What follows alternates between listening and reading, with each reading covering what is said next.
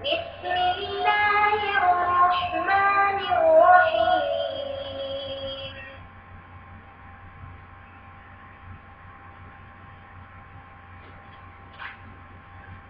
Bismillahirrahmanirrahim.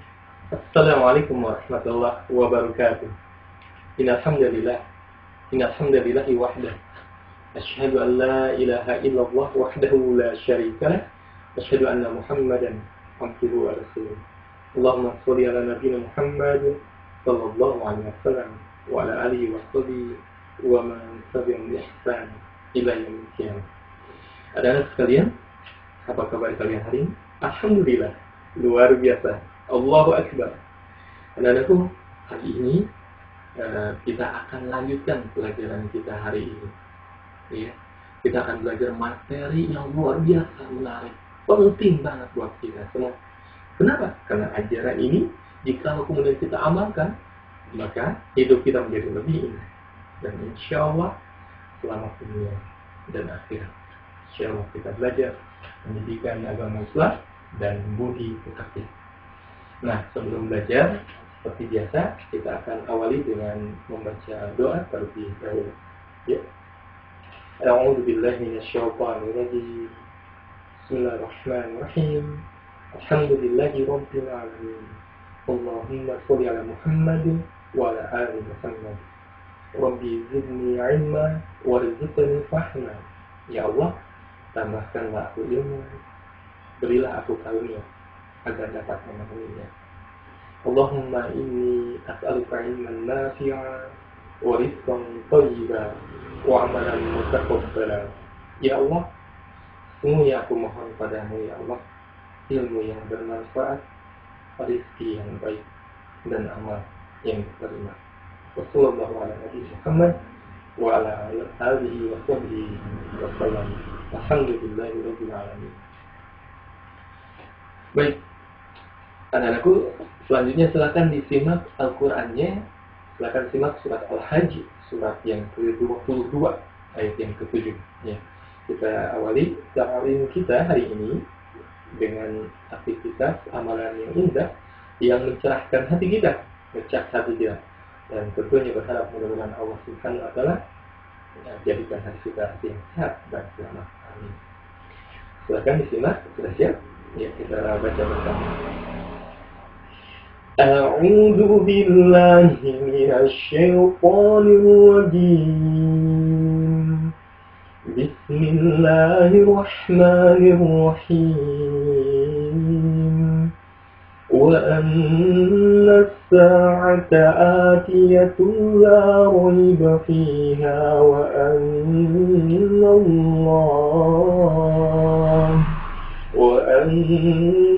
Allah yab'atsu man fil qubur.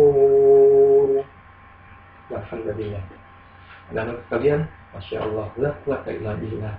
Kita sudah baca tadi ayat yang indah. Allah Subhanahu wa taala ingatkan kepada kita semua, wa anna as-sa'ah, sesungguhnya hari kiamat itu atiyah, pastilah datang. La raiba fiha, tidak ada keraguan di dalamnya.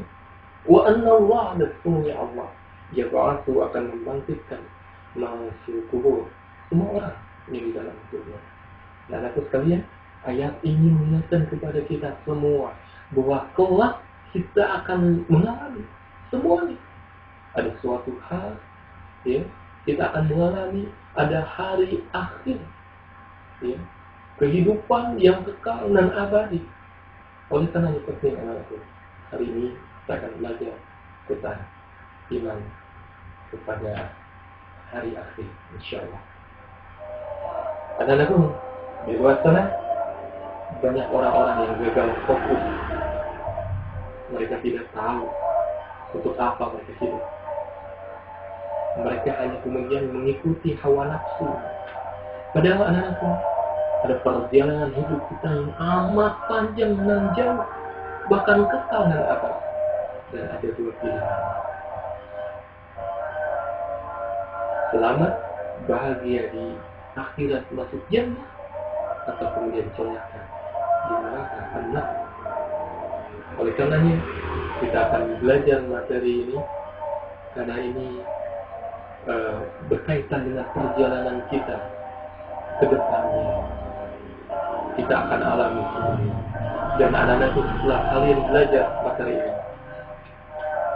ada beberapa hal yang menjadi target yang perlu kalian capai. Kompetensi dasarnya seperti ini.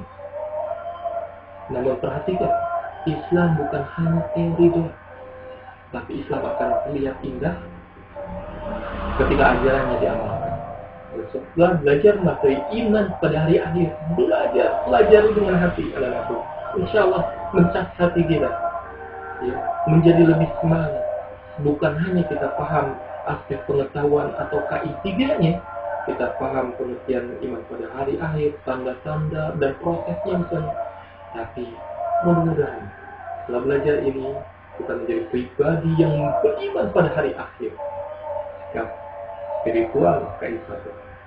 Nah, KI2-nya, sikap sosialnya, kita juga menjadi pribadi yang mawas diri, nggak hati-hati dalam berucap, bersikap, karena apapun yang kita lakukan akan berdampak dan dimintai pertanggungjawabannya. Dan yang terpenting, keterampilannya aplikasi amalkan dalam kehidupan keseharian. Ini indikator pencapaian kompetensinya pelajaran hari ini, dan kita akan belajar materi yang luar biasa, cukup luas namun penting, ya. Dan seperti yang kalian lihat, kita akan lihat ini peta konsepnya, ini sub materi yang akan kita pelajari insyaallah.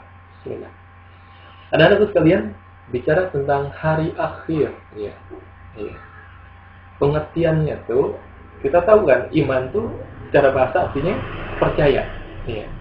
Adapun secara istilah, iman pada hari akhir yaitu meyakini dengan pasti kebenaran setiap hal yang diberitakan oleh Allah Subhanahu wa taala dalam Al-Qur'an Karim, ya. Dan juga yang diberitakan oleh Rasulullah sallallahu alaihi wasallam dalam hadis yang sahih tentang apa? Tentang kehidupan yang kekal setelah kehidupan dunia di dunia yang fana ini. Nah, namun iman itu tidak cukup di hati. Karena kemudian perlu diamalkan, perlu dibuktikan keimanan itu. Diyakini dalam hati, diucapkan dengan lisan, dan diamalkan dalam perbuatan sehari-hari. Bicara hari akhir, anak-anakku, dalam Al-Quran Karim begitu banyak, ya, istilah-istilah lain, nama lain dari hari akhir. Ada Yaumul Qiyamah, Yaumul Hisab, Yaumul Ba'ats, Yaumuddin, dan itu terkait dengan nanti alam atau proses nanti yang akan kita alami di hari akhir. Terus macam-macam kiamatnya yang kita perlu ketahui ada dua macam nih. Kiamat pertama, kiamat apa? Sugro, kiamat kecil, yaitu bagian kecil dari kerusakan atau kematian yang terjadi dan dialami oleh manusia, seperti matinya seorang, gempa bumi, banjir, dan bencana lainnya. Yang kedua, ya, kiamat kubro besar, yaitu rusaknya, binasanya, hancurnya seluruh alam semesta. Dan bicara tentang kiamat, kehancuran alam semesta, dan kemudian pembangkitan lagi di hari akhir itu logis banget, masuk akal banget. Sekalipun banyak anak-anakku orang yang kemudian tidak beriman kepada hari akhir. Oleh karenanya Allah Subhanahu wa taala ajak kita menggunakan logika kita yang jernih. Coba lihat, kalau kalian lihat gurun pasir yang tandus, bumi yang tandus kering semacam itu bisa menjadi subur lagi, tanaman tumbuh lagi.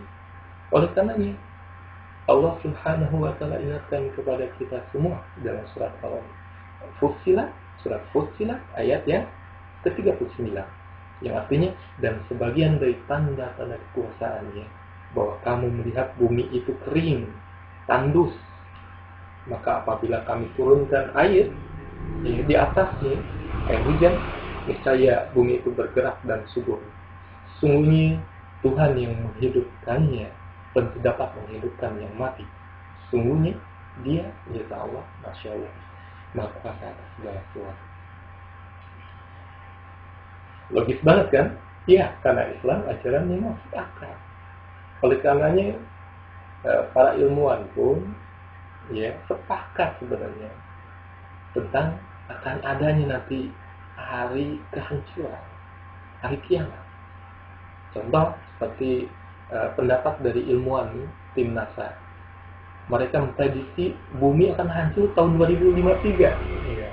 Kita ingat sebagai muslim, kita yakin yang Maha tahu kapan terjadinya kiamat Allah Subhanahu wa taala. Ya. Adapun para ilmuwan ini, tim NASA ini, mereka memprediksi 2053 bumi hancur. Itu kenapa? Karena mereka menemukan dengan penelitiannya ada planet sebesar bulan, namanya planet X atau Nibiru, yang terus merangsek masuk mendekat ke sistem tata surya kita, the Milky Way, dan nanti akan menabrak bumi. Ketika menabrak bumi, tentunya terjadi kehancuran yang dahsyat. Fakta kedua, dalil asli berikutnya. Ya, dalil asli apa sih? Ya, mungkin masih ada yang penasaran dari tadi bahas dalil asli. Dalil asli itu penjelasan dasar dengan menggunakan akal, logika. Jadi Islam logis banget. Ya. Kita lihat fakta yang kedua ya. Dalil asli yang kedua, ternyata ada seorang ilmuwan fisika asal Ukraina yang memeluk Islam. Masya Allah, setelah dia mengadakan penelitian, eksperimen, ternyata Dmitry Polakov ini dia menyimpulkan bahwa kutub utara dan kutub selatan itu tidak selamanya tetap pada posisinya, tapi terus bergeser, bergerak, dan nanti ada saatnya kutub utara dan selatan itu bertukar posisi. Ini Dmitry Polakov ya, ketika diwawancarai di acara Trans 7, dan Masya Allah dia buktikan ya, eksperimennya, perhitungannya, sehingga tatkala dia tahu ada hadis Rasulullah SAW yang menjelaskan kiamat itu akan terjadi, dan di antara tanda besarnya adalah matahari terbit dari arah barat. Masya Allah, dia baca syahadat, asyhadu an la ilaha illallah wa asyhadu anna Muhammadar Rasulullah. Allahu Akbar. Masya Allah, top banget kan Islam, makin yakin kan? Ya, baik, kita lanjutkan dalil asli berikutnya nih. Ternyata anak-anakku, tim NASA mereka kepo, penasaran banget. Mereka pengen tahu sebesar apa alam semesta, terus bentuknya seperti apa. Nah, oleh karenanya mereka membuat sebuah alat yang canggih. Kita lihat, ini alatnya, WMAP ya disingkatnya. Alatnya yang canggih diterbangkan keluar angkasa, dan fungsi alat ini adalah memindai energi panas ya, benda-benda langit, misalnya bintang gemintang. Dan setelah dipindai, kemudian menggunakan alat ini, para ilmuwan menyimpulkan bahwa alam semesta ini berbentuk seperti trompet. Awalnya besar dan mengecil terus dengan ujung yang tidak bisa terdeteksi. Masya Allah, la quwwata illa billah. Dan kita tahu apa tuh anak-anakku? Ada malaikat yang bertugas meniup sangkakala hari kiamat. Wallahu a'lam bishawab. Allahu akbar. Iya. Ini dalil akli.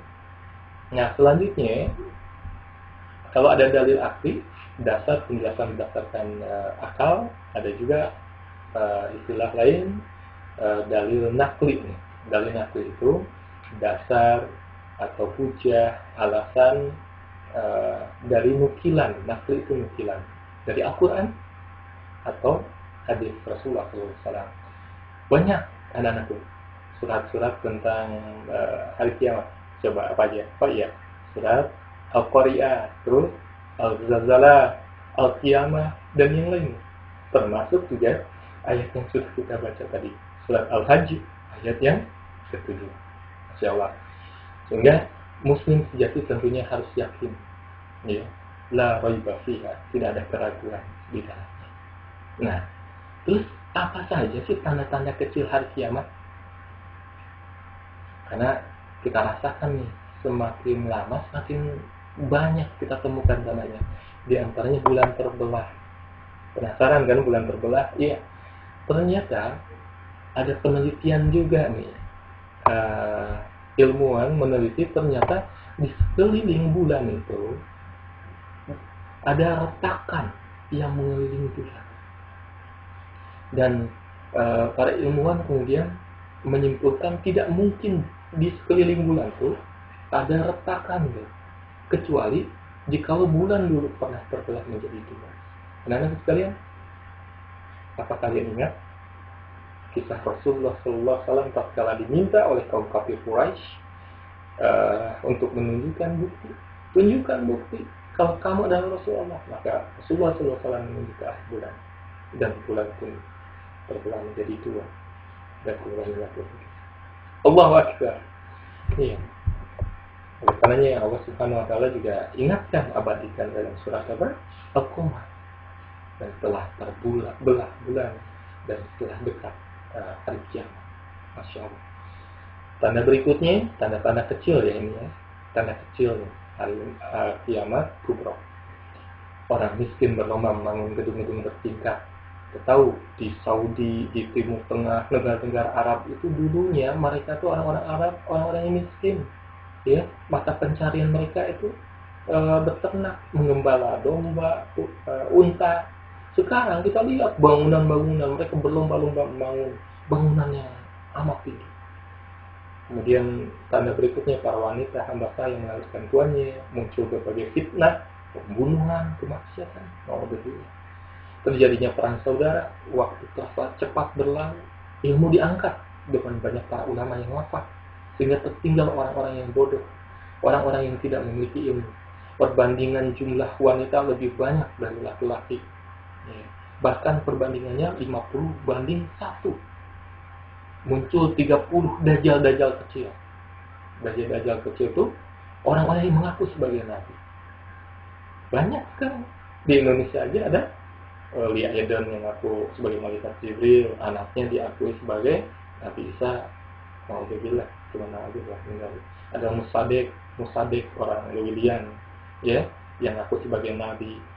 Dia buat aliran sesat yang namanya Gavatar. Kalau Lia Eden, dia buat aliran apa? Salamullah. Alhamdulillah meninggal. Kemudian di Lahore, Pakistan sana ada Mirza Ghulam Ahmad dengan aliran sesat menyesatkannya Ahmadiyah yang bukan Islam. Nah, ini adalah dajjal-dajjal kecil. Dan nanti sebelum terjadi kehancuran alam semesta atau hari kiamat, maka akan jelas terlihat tanda-tanda besar muncul. Kalau tadi kan kita bicara tentang tanda-tanda kecilnya, yang sekarang sudah kita lihat bermunculan. Nah, nanti ada juga tanda besarnya. Pertama, munculnya Imam Mahdi. Ketika kelak terjadi perang akhir zaman,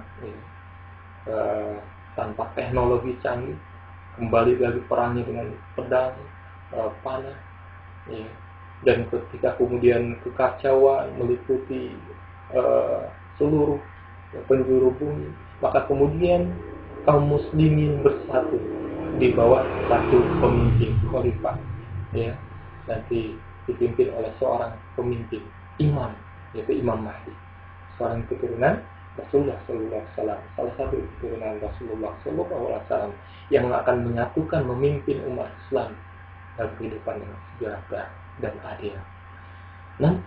Namun kemudian muncul juga Dajjal.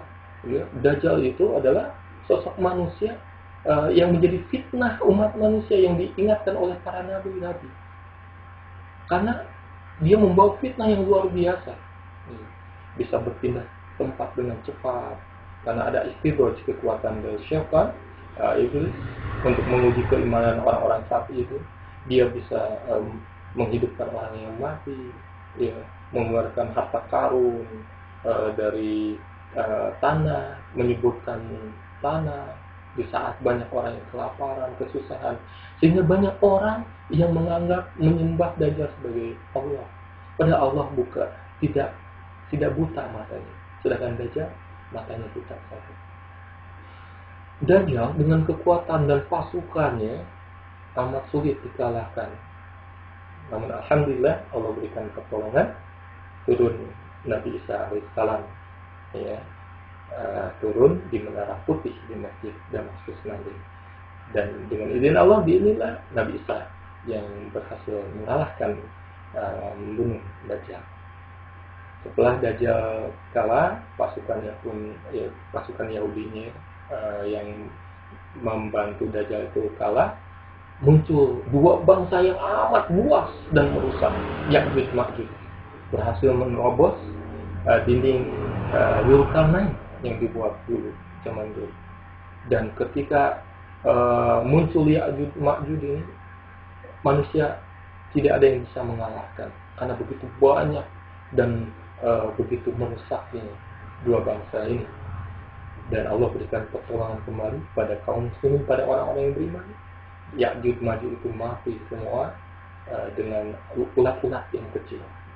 Setelah Allah bersihkan, ya, kemudian nanti ada tanda besar berikutnya, muncul dabah, binatang yang melata, yang ajaib, yang mampu bisa bicara dengan manusia, bisa menyebutkan kamu muslim dan kafir, ya.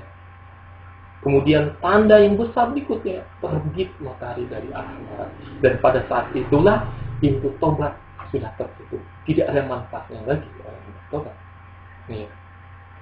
Dan terjadilah kehancuran alam semesta hari kiamat. Sehingga anak-anakku sekalian, Masya Allah, ya, seru banget nih. Tapi harusnya membuat kita semakin takut sama Allah, karena kita akan mengalami fase-fase kehidupan ini. Kita masih di dunia, tapi kita akan masuk ke halte-halte kehidupan ini. Iya.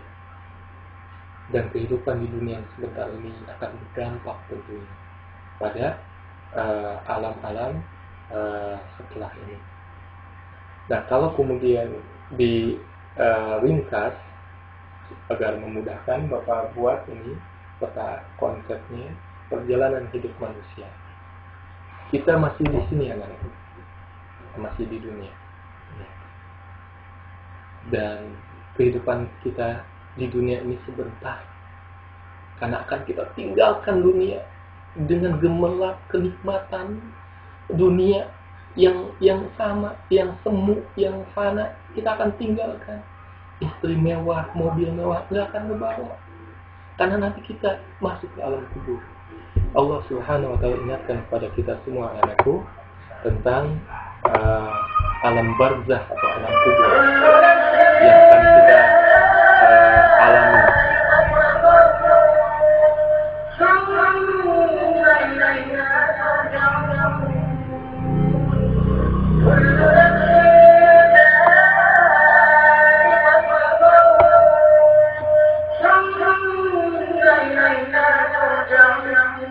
Anak-anakku sekalian, ada saatnya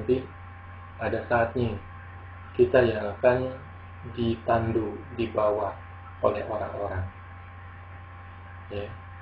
Ada saatnya kemudian jenazah kita diletakkan di samping liang lahat dan dimasukkan ke dalam liang lahat, ke dalam kuburan.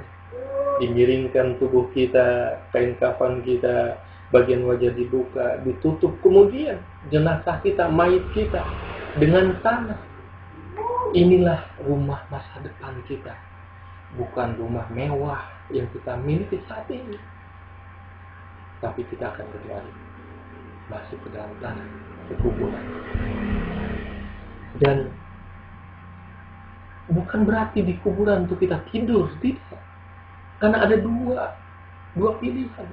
Dalam kuburan itu, orang-orang yang telah meninggal zaman Nabi Adam sampai terus menunggu, mereka menunggu hari akhir.